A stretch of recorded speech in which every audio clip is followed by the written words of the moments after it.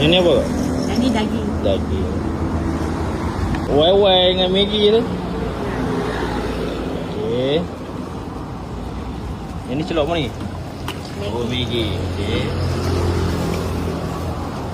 Yang tu sayur apa? Kangkung.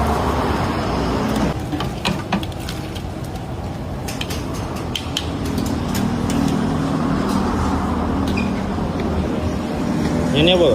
Yang ni daging. Daging. Dah ada daging dengan ayam. Okey. Yang sedap ni, yang ni. Kaki ayam. Ya, yang ni memang famous. Ya. Collagen lah, collagen sebelum jadi. Collagen, ya. Lepas tu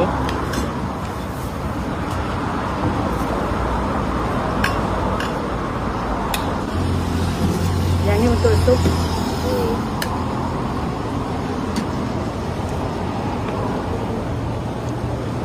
Makan sekali dengan ulam.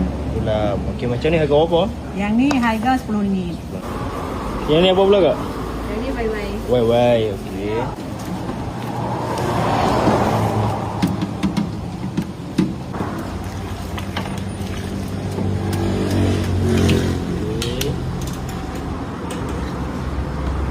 Wai-wai ni ayam saja.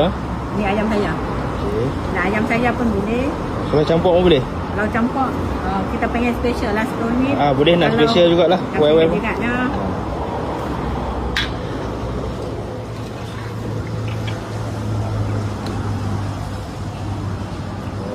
Okey.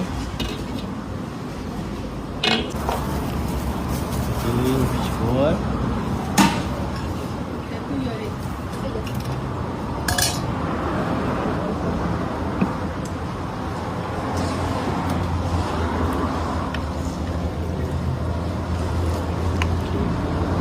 Macam ni harga berapa? Sama Yang ni juga? RM10 sama. RM10 juga.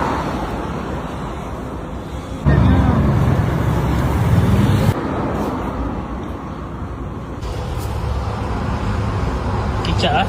Ya, kicap manis. Okey.